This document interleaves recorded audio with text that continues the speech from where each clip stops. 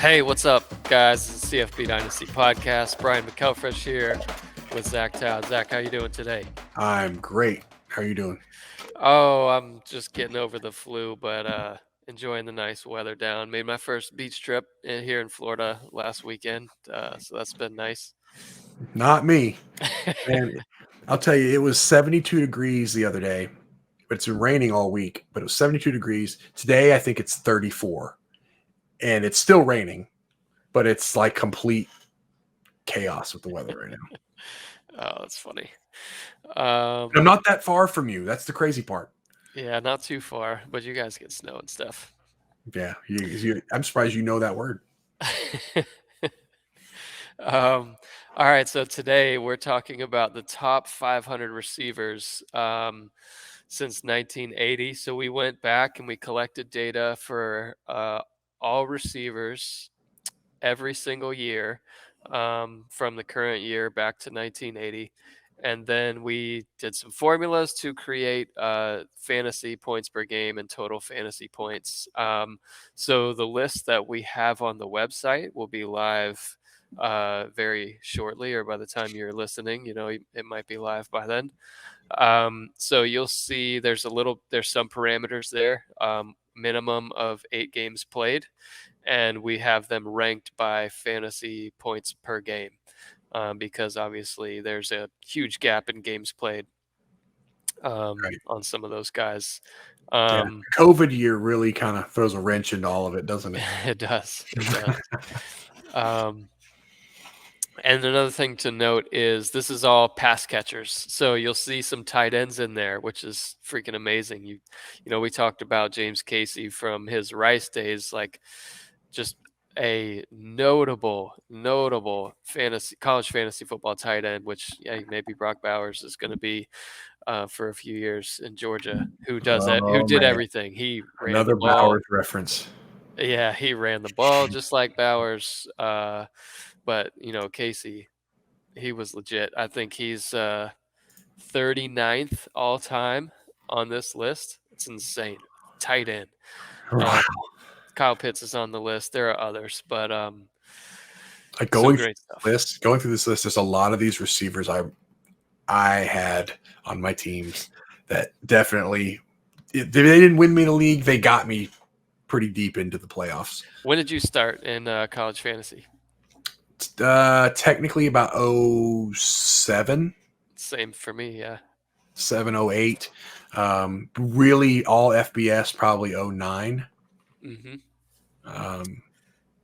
But yeah, that's about since Was then. it like a redraft standard league? Yeah. So when I first started, it was a bunch of friends. They like college football, but they weren't into the fantasy. So I created all the spreadsheets, did all of it. As a matter of fact, I won't post it here because it's probably embarrassing, and there's probably some team names that are not politically correct. So I'm gonna I won't direct people there, but the site's still out there. It was like a free, like YOLO, whatever those sites are, like that you can just host a free webpage. I think it's still out there. At least it was like a few months ago. I checked, but like all of the documents are still there, and I'll show you to you after we do this. But you can see all the spreadsheets. Like I had everybody's spreadsheets. I put all the stats in. I had the formulas to where it would calculate the fantasy points. Did all that, but it was only P5, and I wanted to do all FBS. So I said, guys, can we at least agree on like a handful of teams to be able to use that aren't in the Power 5? Because I wanted a Boise State team in. That's what I wanted. Of course. But I was like, well, I don't want to just make it not me. I want to add some other teams that are relevant. So we had like Utah, TCU, BYU, Boise. Like Memphis was in there because it's a local team. So everybody was like, okay, that's fine, whatever. And we did that. But then we went to the CBS, I think it was the first. CBS Sports was the first like site that did college fantasy. I started around the same time, and I remember my first pick because it was a receiver, and it's a receiver that's on our list that we're talking about today a few times. And obviously, he played for my my hometown team here, Percy Harvin. Had to be Percy. I knew it was Percy, and then I drafted Matt Stafford right after that, and it was we called it a dynasty league. So what people call Devy, C2C, whatever. So I've still got him on my Rams team from our original draft back then. That's cool. Yeah, and that's a fun league that we've kept going all these years. But I wish I could have kept that one together, but just people lost interest, and I was way more into it than they were. Like I was doing all the work, and I was like loving every second of it. And I remember when I first started in like NFL fantasy football, getting rides to school with my dad, like as a freshman in high school, getting the USA Today, because that was our newspaper that we used to calculate the fantasy stats, and it was all written out on these scorecards and stuff before the websites did it all for us. But good times. All right, so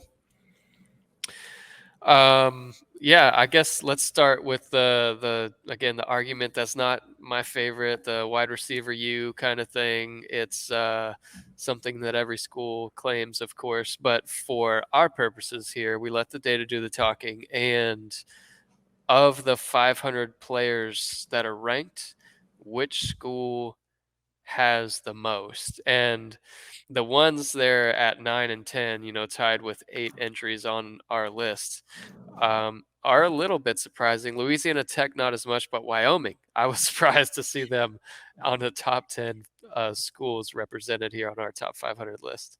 That is pretty interesting. I'm trying to think of who would be in that list, right? And like, so I searched Wyoming in the thing, and I'm like, okay, the only one that I remember was Tanner Gentry. Yep. And the other ones, I don't remember any of them. Obviously, like or mid to late 90s, early 90s, like all through the 90s, basically. Yep. They were just stacked. But Louisiana Tech. Louisiana Tech. You understand it if you see the list. You're like, exactly. Well, we'll get to that. But but even still, though, like taking that out of the play, like you think of Louisiana Tech offenses in the last 10 years, right? Like they've been pretty high octane offenses for the most part, playing in the WAC or playing in the Conference USA. Like they've got the competition isn't really there to stop them. So right. That makes sense. Number 8 tied. Actually, this is a quite interesting tie at 11 with Oklahoma State and Western Michigan, both with 11 players in the list. Oklahoma State, like I can already tell you probably 3 or 4 of those guys off the top of my head, but the Western Michigan, I'm like Greg Jennings, like you remember Greg Jennings, but I wasn't playing college fantasy then, so you don't really look at it in the context of fantasy. But then you think, oh yeah, Corey Davis, duh. Right. I had him on my teams, and he's on this list 3 times. Yep. Like, kind of go off on a tangent here for a second. Like they drafted him, the Titans did, with the 5th pick in the draft. Correct. Yeah. Like people were talking about like, oh, they wasted that pick on him. Like, yeah, in hindsight, you can say that. But at the time, like you look at these numbers, they needed a wide receiver, right? They had just drafted Mariota. Yep. So they needed a wide receiver, and they had the 5th pick in the draft. It would be almost like the Bengals not taking Jamar Chase, right? Like, I'm not comparing Davis to Chase, but it's the same. That's how the draft community viewed Corey Davis. Like he was the best receiver in the draft. We'll get him. He's going to be a superstar. Didn't turn out that way. Makes you wonder if he had gone to another team. Maybe he could have been. Who knows? Whole different discussion. Yeah, you never know if he goes to a different team, but I agree. He's not what you would want out of a top 5 receiver. Yeah, but Greg if he was drafted, 20 picks later, fine. Yeah, fine. To the end of the first round, right? Like it's not too bad. But you look at this, like Greg Jennings, three times on the list. Sky Moore, who was on my team. Well, I traded him near the end of the year to get some future draft capital and whatnot. But I definitely got a lot out of him. He's number 268 on the list. Daniel Braverman. Oh my gosh. I remember him. He was like so surprisingly good. Yes. 100 and some catches. Yeah. Right. So yeah. So obviously that's Western Michigan. Oklahoma State, I remember Rashawn Woods. I'll never forget this till the day I die. Rashawn Woods caught 7 touchdowns in one game. Why I remember that, I don't know, but he did. I'm assuming it's in that year of 2002. Yeah.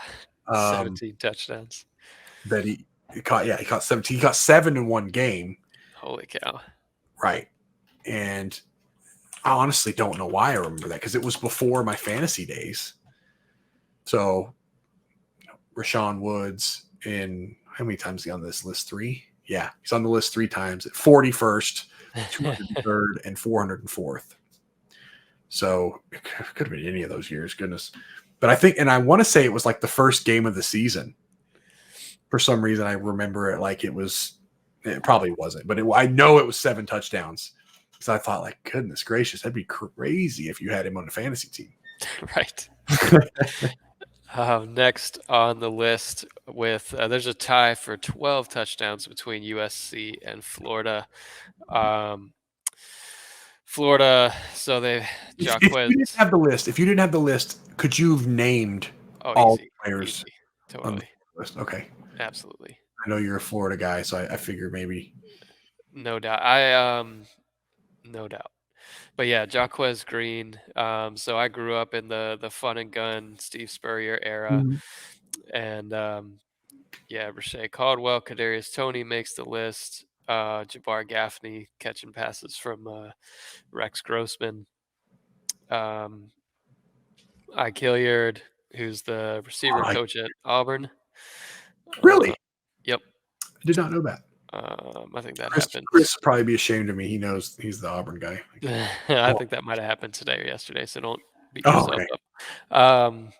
Chris Doring, now on SEC Network, Jabbar Gaffney again, Percy Harvin, and Kyle Pitts, 143rd best season. A little bit above him, not a lot of people would know, but Travis McGriff. And then Percy Harvin also came in at 81st. Well, it's interesting. It's interesting you say that. Kyle Pitts, like, I think it's of note that it was only an 8-game season. Yep, true. I think, not to take away from what he did in the 8 games, but like when you start comparing his numbers to other guys, you're like, well, he only had 770 yards and 12 touchdowns. Like, that's not, I mean, it's great. It's good, but it's really top 100, what was he, 143, top 150 all time. But when you break it down per game, it is. Right. Yeah, it is tough to see. But yeah, 12 touchdowns in 8 games. Hey.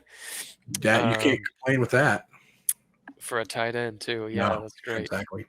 And then just edging out Percy's 2007 season was Riedel Anthony in 96 when Florida won their first title, catching balls from Danny Werfel. USC. All right, so I haven't typed it in. I haven't even looked at the USC. Can I name? Let's do it. All right, so I'm going to say Marquise Lee is on the list. Robert Woods. Marquise Lee is number 1 in USC, 40th. Yeah. Okay, Robert Woods, assuming he's on the list. He is on the list, number 76. Yeah. Okay, let me think. Is Pittman on the list? He did make the list. Okay. Let me think. Who else as far as USC? London? Did he make the list? He did. Yep. He is second best USC receiver in fantasy points per game. I'm going to try to go deeper here. Keyshawn Johnson. Is he on the list? Oh, he's on the list twice. Okay. Yeah. So how many is that? Was that 6? I got 6 more. I know there's people I'm like, how do you not know this? I'm like, well, some of those are on the list twice, so you only have a few more to go here. Okay. So I know I'm missing a big one. But all right, tell me who the rest of them are. Mike Williams is on the list twice. Dwayne Jarrett and Oh yeah, Nelson Aguilar. Aguilar. The Dwayne Jarrett one, I don't think I would have. I remember him, but I don't think I would have gotten it. The Mike Williams one. That's the one. He's the guy who declared. He was like one of the first like redshirt sophomores to declare for the draft, right? Mhm. And then he got to the NFL and got real beefy. Yeah. Like he became almost a tight end. That's how big he got. He's kind of like Zion in the NBA. You know, he got so big that like you don't even recognize him anymore. Maybe I'm wrong. Maybe it's a different guy, but I'm pretty sure that was the same guy. So Sorry to go off on that, but I that's think all good. So the next team is also tied with Florida and USC with 12 receivers on the list. Houston, can you name one of them without looking? I'm going to say Dell from last year. He's number 500. He just barely made the He's the list. last one on the list. Yeah. Oh, so he barely made the list. Oh, I feel like Hey, you got it. I should have one, but I for some reason don't. There's not a lot super recently. The best Houston receiver ever or season was Manny Hazard. Maybe we'll have to ask Andre Ware who that is and tell him No, to introduce Patrick us a little Edwards. I bit. probably should have gotten. 1989. I should have gotten Patrick Edwards. Wow, a guy I didn't. I tell him just now. I remember him now. Deontay Greenberry. Yep. I remember him think like he transferred. No. He went to Houston from the start, didn't he? I thought he transferred from USC, but I could be wrong. For some reason, I felt like maybe he did transfer. For some reason, I felt like he went to Houston. It was like an outlier recruit. Like why he went Yeah, there. it might be. It might be that. He was like a 4-star there, and it was like he's the best player they've gotten like ever. But maybe I'm wrong. I'm not going to look up and see if that's right or not. But anyway, yeah, nope. He shockingly shunned Notre Dame for Houston on signing day. Back when signing day was awesome and cool. worthy of having a call out sick day. So Patrick Edwards, I remember. Manny Hazard, I don't. He's the second greatest season ever. By the way, Wild. We'll get to those numbers when we get to the actual list. So the next school with one more than those three, Nevada, has the 3rd, 4th, 16th, and 22nd seasons. And really, the top of those, the top like 7 of those. I mean, I guess Nate Burleson you would remember, but the rest of them, you're probably not going to unless you you were playing fantasy in the 90s, college fantasy in the 90s, which Dubs. Honestly, he's the only one. Rashard Matthews at 355. Like everyone else is a guy I've never heard of. Jeff Noisy. Right. He's on this list twice from 1996 and 1998. Wow. Noisy had a top 100 season with in 11 games, had 98 catches for 1,435 yards and 9 touchdowns. What? And then they have the crazy part about it is they have 2 of the top 4 spots. It's nuts. And I've never heard of either one of them. Well, Inslee I've heard of, but I don't remember any of that. And then we've got 2 tied at the top for our wide receiver U for this list, Hawaii and Texas Tech.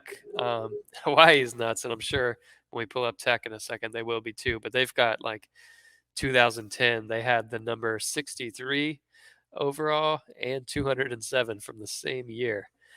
They've got multiple years like that where they've got 2 players on this list. It's crazy because I remember those years like the 07, 08, 09, that Colt Brennan, June Jones run and shoot was in full effect.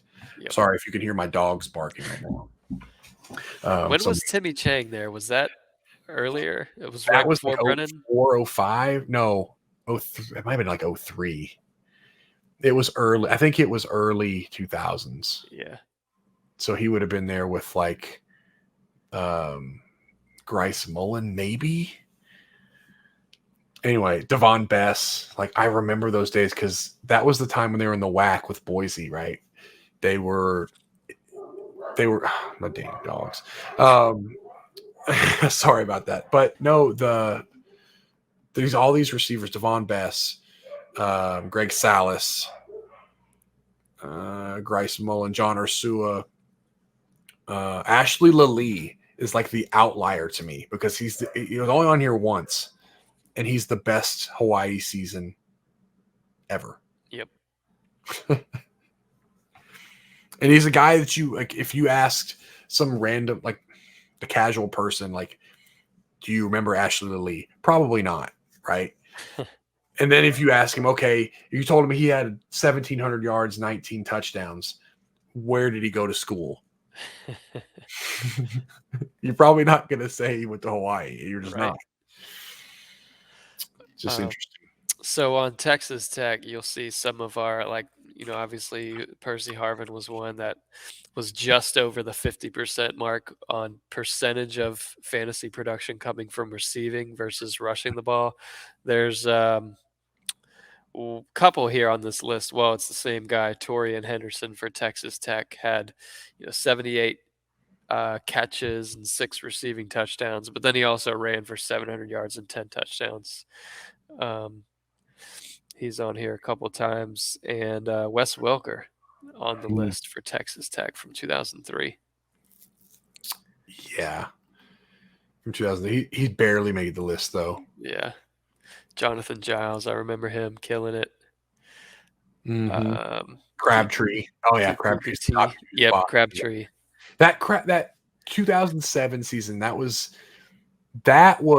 probably the most that I remember, the most spectacular receiving season I remember. Like, I think a lot of it was due to the fact that they threw it all the time, but I remember that season, like every week, it just felt like they can't stop this guy. He is absolutely tearing them apart. Now, Texas Tech couldn't stop anybody either, but Crabtree was doing his thing. So that's what I remember. But I guess now we can go down like just the list and talk about. Yeah, so as you guys come to the site, CFBDynasty.com, and navigate over to this page, and we'll link to it from YouTube, and we'll link to it from multiple other places. You can search through the list. There's a search box on the left where you can search by team or by stats or by name, however you want to search, and let us know what you think. Let us know if you want to see the data any differently. But yeah, some of the names that bring back memories, good and bad, are on the list. Like I see 86. Peter Warwick was a killer back in the height of the Florida State series. But yeah, Warwick was incredible player to watch.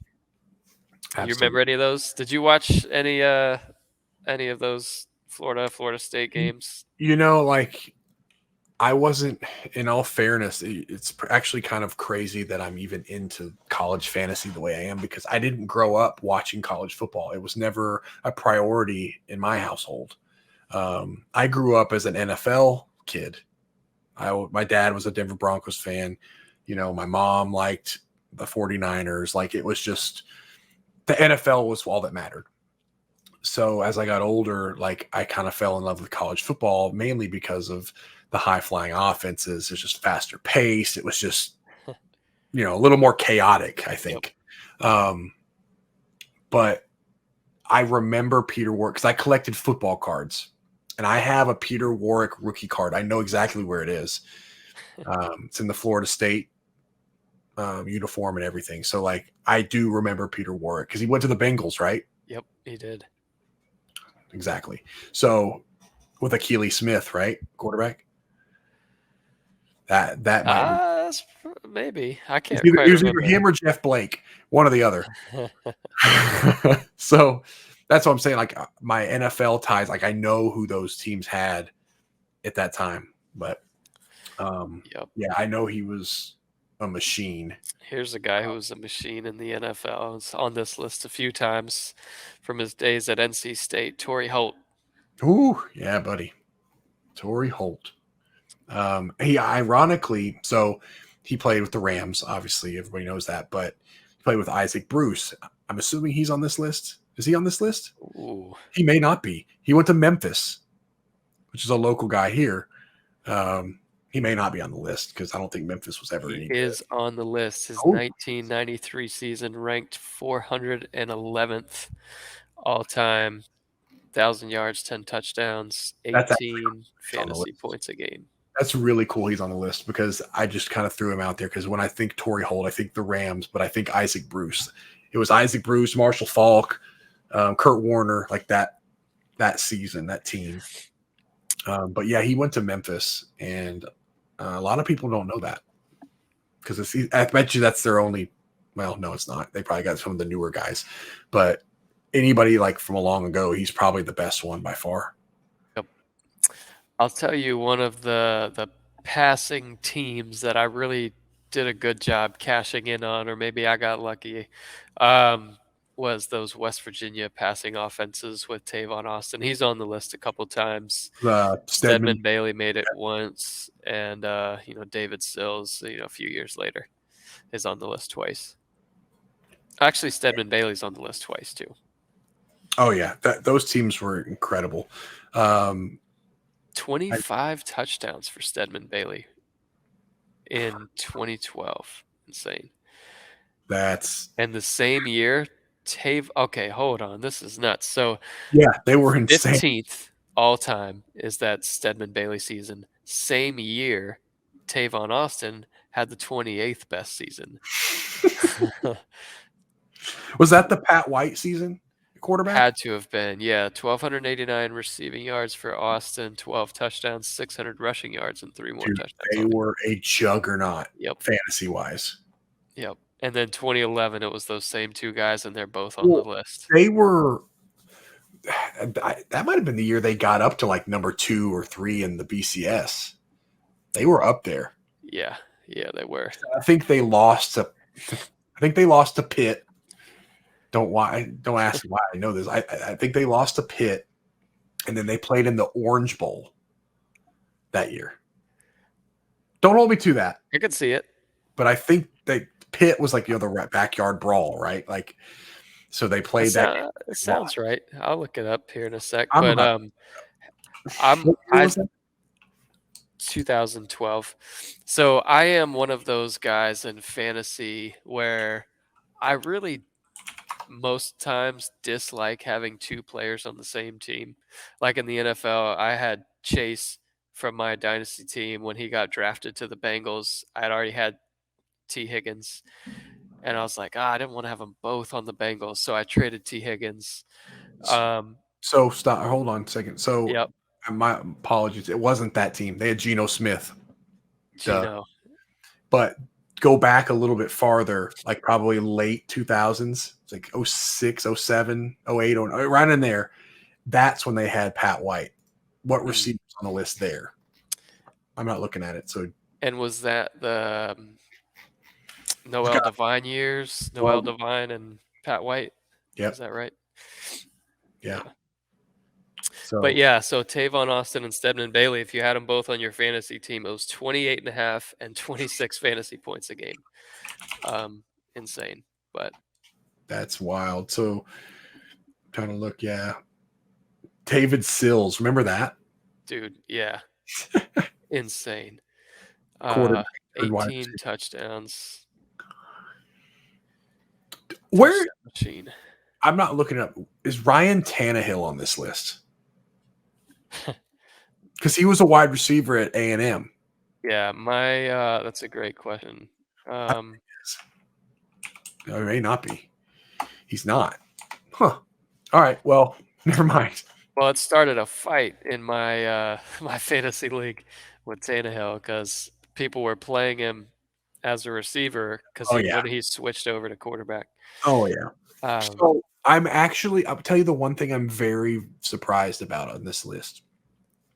There's one player from Boise State on this list. That is surprising. One occurrence with all the great receivers that we've seen from there in the last 10, 12 years, right? You had, remember, Titus Young. You had Austin Pettis. You had Thomas Spurbeck, who's the only one on the list. Matt Miller, who had 3 or 4 fantastic seasons. And they weren't good enough to be on this list. But Thomas Spurbeck was.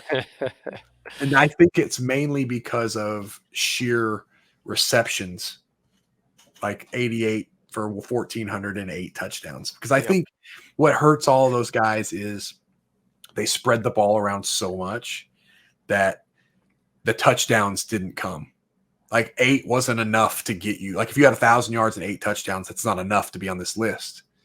You had to have something absurd in yards or receptions to even get on here, unless you had like 13, 14, 15 touchdowns or 25, whatever Stedman Bailey had, whatever that. Right.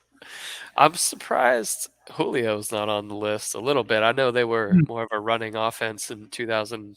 That is true. Whatever. I guarantee you, as far as like pure talent, like all of those Alabama receivers, right, that are on this list. You had Smith, Cooper, Jamison Williams, another Devontae Smith. So if you were to take Devontae Smith, Amari Cooper, Jamison Williams, and Julio Jones, and they were all lined up and you were needing a wide receiver to draft, and they were all at the, like, they were all coming out of college, which one are you taking? And you need a wide receiver. Which one of those are you taking? Oh, Julio, obviously, yeah. You have the benefit of knowing how Julio's career has panned out, how he has performed in the league. You haven't seen really Devontae Smith really yet. And it was his rookie year, you saw that. But Jamison Williams, we've yet to see in the NFL. Yeah, Devonta Smith's best season, he averaged just under 30 points a game in fantasy. Which is wild, because I thought that season was absurd. Yeah. That was absurd, but and this is a half point PPR, by the way. So 117 receptions, it would be quite a lot more points if you were a 1 point. Yeah, I mean, I guess ninth is still pretty. 9th all time, yeah, it's pretty good. But you think about like Amari Cooper, he had 1,700 yards and he's 62nd on the list. And 16 touchdowns. Like that season. In 14 games. Right. That season statistically stacks up with any of the best wide receiver seasons you've ever seen. Yeah. And that was a year where Alabama was transitioning. They had been that run heavy. We're going to, play great defense. We're going to run the ball, hit you with a deep play action pass. That's how we were going to beat you, right? Yep. But then they got Amari Cooper and said, okay, now we have a talent at wide receiver. We need to get this guy the ball. And Alabama fans are going to come for my throat. I can already hear them. It's going to be stupid to say. He got 124 catches. I don't think he has great hands. He's a body catcher, which is fine, but he catches a lot of passes up against his body. I feel like a lot of his yards were after the catch, which is, again, fine. And that's a lot of the Alabama receivers, like Jamison Williams. How many of those 1,500 yards do you think were after the catch? Probably 80% of them, right? Potentially, yeah. Anybody with Devontae Smith, they'd hit those screens, those quick screens, and then they'd run for 60 yards. Yep. Not taking anything away from these guys. They're incredible talents, but my little piece on Amari Cooper, I had to argue with somebody at work. They're Cowboys fans, so they were a little more partial to him than maybe they should be. Right. But like Amari Cooper's greatest asset is what? It's not his hands. Oh yeah, definitely not his hands. It's his route running ability. He's such a good route runner. He is probably one of the best route runners I've ever seen. If you watch a guy just get open, Amari Cooper, name me somebody that's better. Because I don't know that you can. Like somebody on par with, but better, I don't know that you can. Maybe today, but when he came out of college, right. Nobody. nobody could get open better than Amari Cooper. Right. Oh, I agree with that. I'm sure there's some names that will pop into my I'm sure. head, but You yeah, I mean, he's say up there. you I mean, could you could even say probably look at Julio Jones, but he got open so much differently. Like he wasn't as quick as Amari Cooper. yeah. Julio Jones was just a monster. And they had You couldn't jam Julio Jones because he was so strong, so big that if you jammed him, he just shrugged you off and he got open. Cooper, his feet were so quick that he would just get open with just sheer quickness the and best sharpness with his footwork. totally, and one of the best weapons they had back in the 2008s and whatnot when Julio was there was Mark Ingram and Trent Richardson and the play action pass. Yeah. But yeah, so Jamar Chase, he came in his 2019 season. He came in at number 49. That's wild. I know. I thought it'd be better. Yeah. But And what's crazy about him is like I put that season in my mind, and maybe it's recency bias, but I put that season up there with the Devontae Smith season. really, That finished ninth. but then you have Justin Jefferson, who led the team in catches that year, 111 catches, Season, yeah. 1,500 more yards, They 18 had 200 touchdowns. catches, right? Like, Yeah, exactly.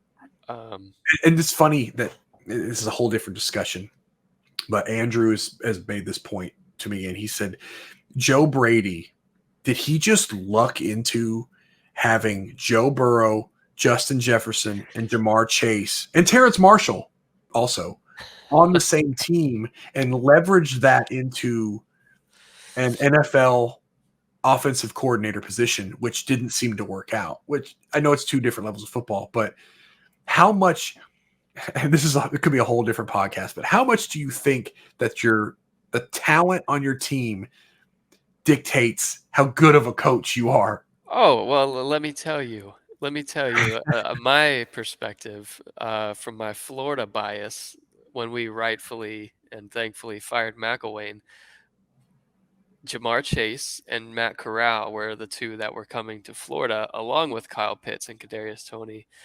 Matt McElwain would have looked like a lot better coach than he was if they kept him around for another year.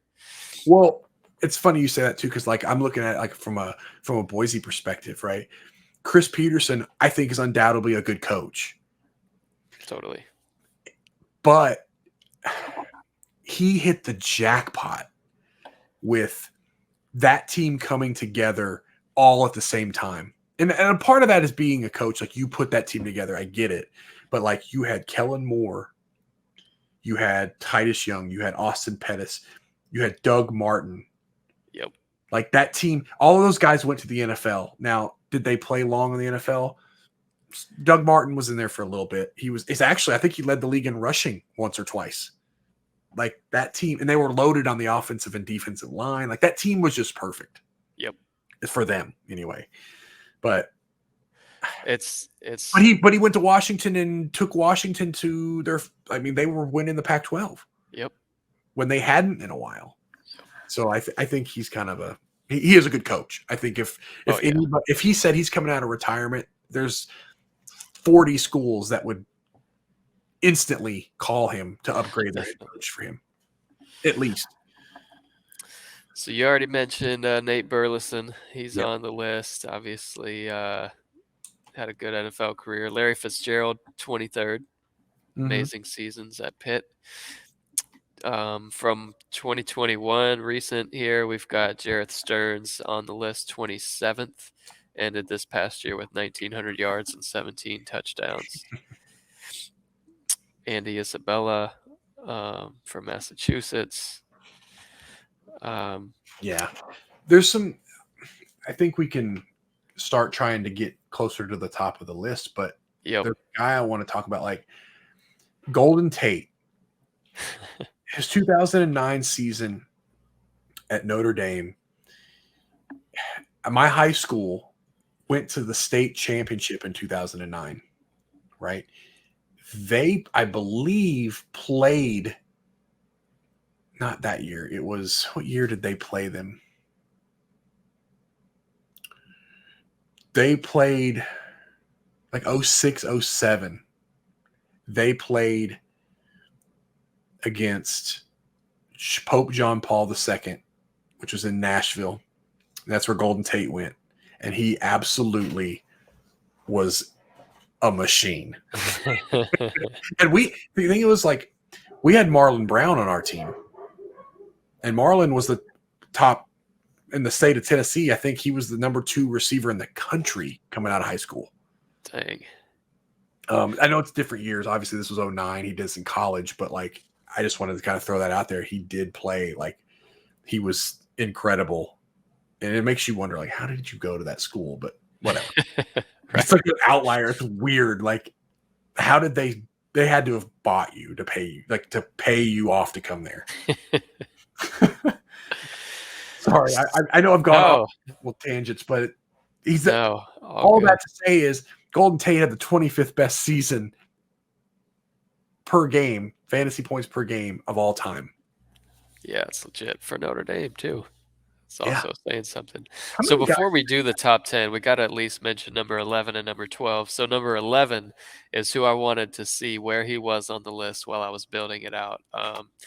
Randy Moss from Marshall. My favorite ever. One of my favorite videos, just a random YouTube video to go watch once every couple years, is his high school basketball tapes when Jason Williams was his point guard. Insane to watch those two. But yeah, Randy Moss, and I think I mentioned this on our quarterback list.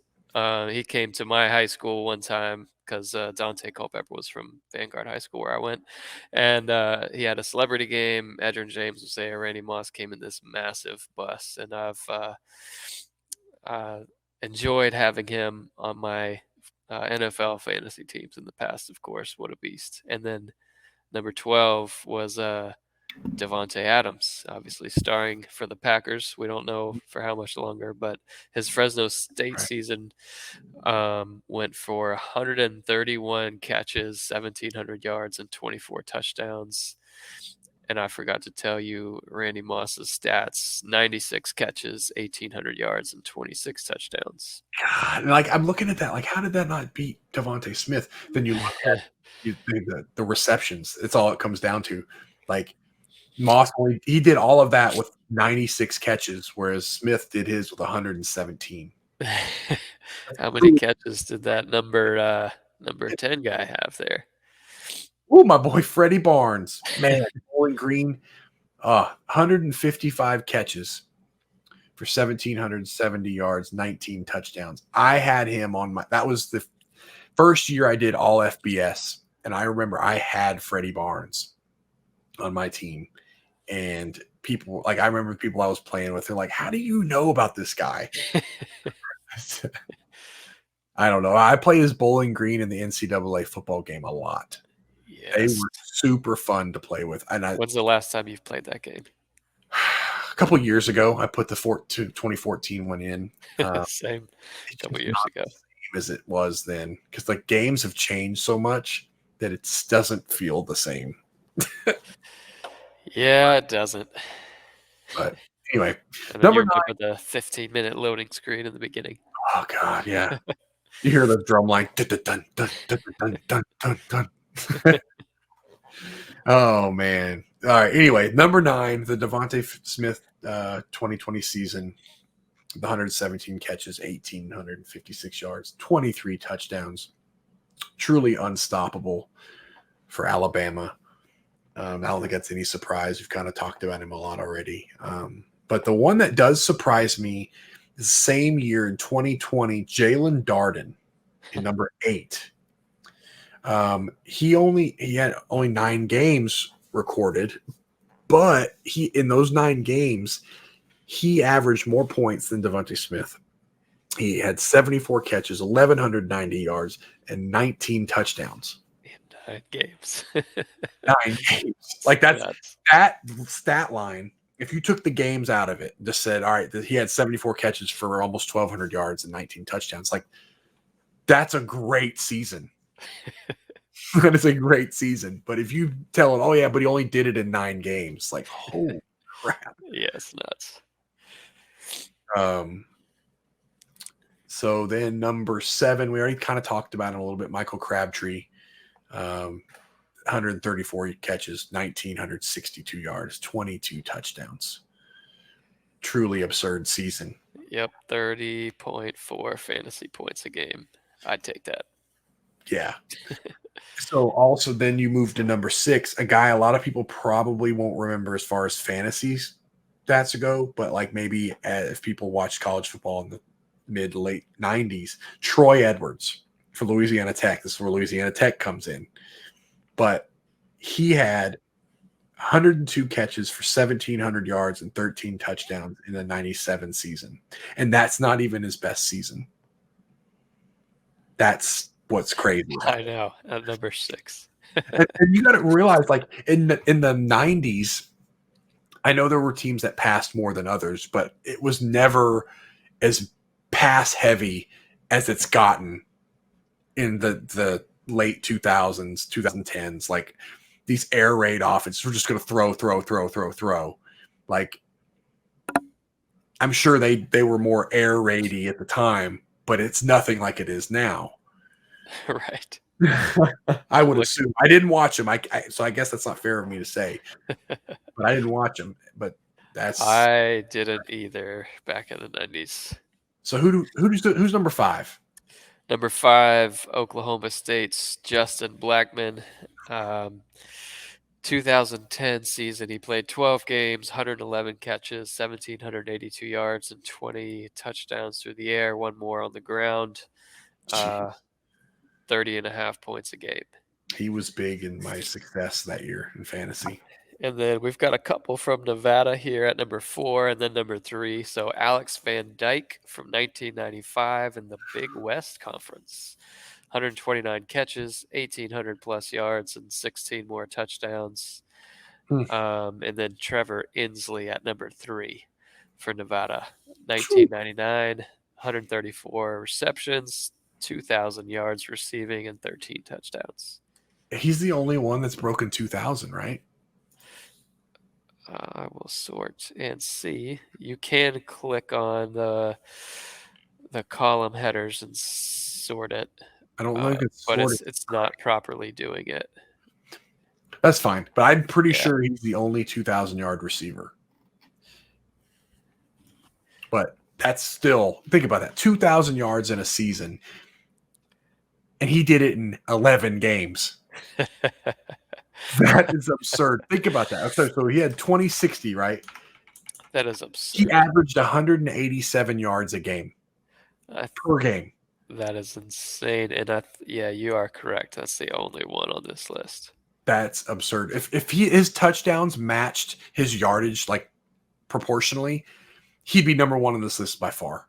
Have you had guys like that? I remember having receivers like that. There was a guy, Damaris something from Tulsa.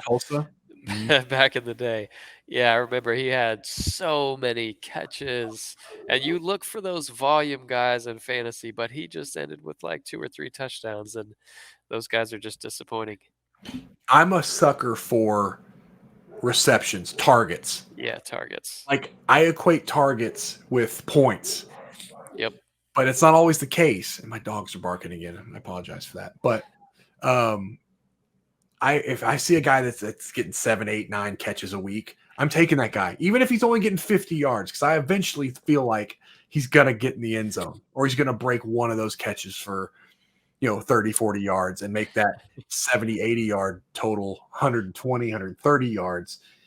But I do fall into the trap of getting those guys that just catch a lot of short passes. I do too. So in my league, we have a 12-team league. And one of the ways we try to make it as difficult as we can is we limit waiver pickups to 3. That's all you get. You get 3 waiver wire pickups all year long, and you can only cut 3 at the end of the year. So if you make bad pickups, like if they just have 1 week where they get 9 targets and the next week they get like 2. 4. 2. Yeah, that's a big problem in terms of making those pickups count in your league, and I've made that mistake. But yeah, you've got to wait a few weeks, make sure they get that consistent volume, and make sure it's not just an anomaly. But yeah, you go ahead and take number 2. And number one. Number 2, Manny Hazard. We talked about him a little earlier from Houston, 1989 season in 11 games, 142 receptions, 1,689 yards, and 22 touchdowns. And as great as that season is, like I'm looking at it right here thinking like that's absurd, right? He averaged 33.81 points per game. He is second on this list. Sheesh. Second on this list. And he is a full, almost a full 6 points per game behind our number 1 guy. And I just clicked on our quarterbacks post to Mhm. see where his quarterback ranked that season. So Andre Ware won the Heisman that year. Right. He ranked 18th. Maybe Manny Hazard should have won the Heisman. That's what I'm thinking. Yeah. Maybe Andre Ware wasn't so good. I don't think we should tag him in this episode. No, not anymore. You No. ruined it. But no, our number 1 guy who averaged 39.36 points per game, Freaking insane. per game, Troy Edwards, who was also number 6 on this list.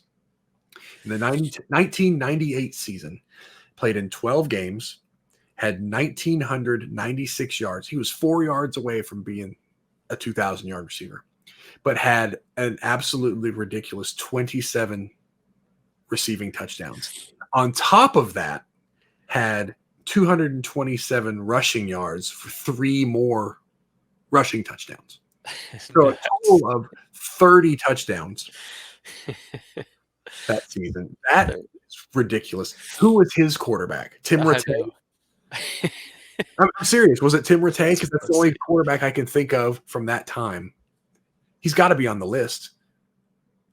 I know we're cross discussing here. We already did the quarterbacks, but it's got to be Tim Rattay. How is it not Tim Rattay? Let's see. As Yep, it is Tim Rattay. Yeah, this was not scripted. I promise you. I mean, I'm thinking like that quarterback had to have absurd numbers for him to have for that one receiver to have that kind of numbers. It had to be somebody that was like just an absolute machine as a fantasy performer. Yeah, exactly. But that's it. That's the number 1 guy, and that's I don't know that season will ever be topped. That's tough. Like as good as the guys we've recently seen, like a Devontae Smith, even Devontae Adams, like those Stedman Bailey, that was a great season, but like you're still talking 10 points a game more for Troy Edwards that season. Can you imagine having like a guy, that guy, Troy Edwards, imagine you had that guy on your team and every week he was putting up 40 points I know. as a receiver. I know. What do you do? It's still 6 points worse than the best running back of all time. But running backs typically, Yeah. The receiver one, I think it's hard to say any season's more impressive than Barry Sanders. But right. That's ridiculous. But both of these are totally insane, both seasons. Troy Edwards. Like imagine having Troy Edwards and Barry Sanders on your team. Because you're getting 80 points a game from those 2 guys, and they're not quarterbacks. That's wild, dude. Killer.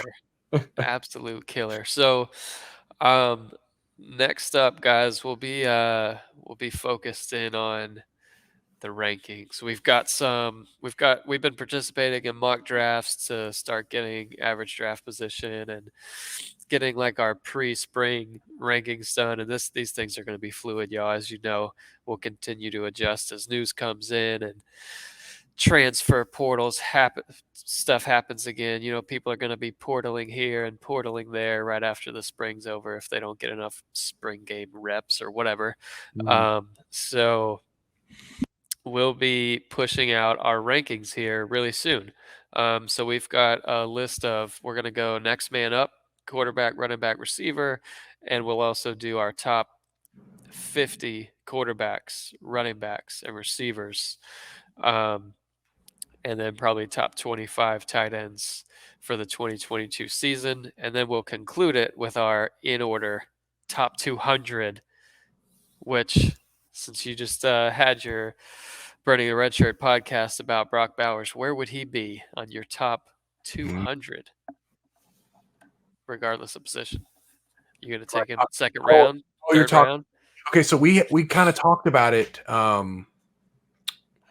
It was kind of like we had this best ball draft, and Andrew grabbed him in the second round, where everybody's like, "Oh my God, why would you take him in the second round?" Admittedly, he said he probably wouldn't take him in the second round if he were drafting for real, like today, like for his team. But on the flip side, I think Michael Mayer went third round. And I think he only went third round because Bowers went second. Yep. And I think people were panicked and said, I got to grab tight end. Boom. Absolutely. Every draft that I've been in so far, it's like that. It's Bowers, Mayer, and then the rest. No tight ends for a while. Right. So the question was, would you take Bowers in the second or Mayer in the third? We kind of all agreed we'd probably take Bowers in the second over Mayer in the third. But if Mayer's in the fourth or even the fifth, I think we lean Mayer. Agree. But I think that what kind of limits Bowers, like at least I'll just summarize kind of what Chris said. He doesn't trust the Georgia offense as a whole. Like, does he get enough targets, enough looks to vault his value to a first, second round caliber pick? I think realistically, top 200, I think he's got to be top. I think he's top 100. Oh, easy. Yeah. But I think he's top 30. It depends on your league, though. If your league doesn't value tight ends, like you have tight ends, but you don't really like our league, the Dynasty League that I invited you into, it's premium scoring for tight ends because most tight ends, they get so few looks that it's hard to roster a tight end. If you get 3 catches a game, like for 40 yards, what are you going to do with that? So you reward the points or the yards. But in a regular standard, he's just going to get the same amount of points as any other receiver. I'll say top 75. Yeah, and we want to do the stats. So we'll figure it out to see, all right, how many points do you gain on your competitors?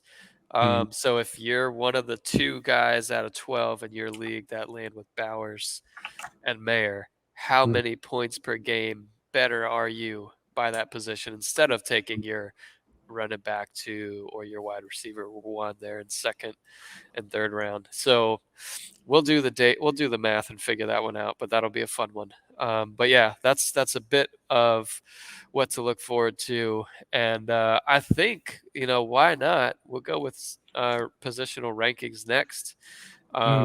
Next man up, maybe, but we'll see. And any closing thoughts, Zach, as we wrap this one up here? No, nothing that I can really think of. I think we covered a lot. We tried to keep it as short as we could, just under an hour, it looks like, but I think we covered what we needed to cover. Yeah, so you guys go check it out on the website. We've got quarterbacks, we've got running backs, we've got receivers now all done. So we're moving on to 2022 stuff now, which is obviously exciting as you start to see those spring practice videos and stuff. But all right, till the next time, I appreciate it, everyone. You guys have a great rest of the day. We'll see you. All right, guys, later.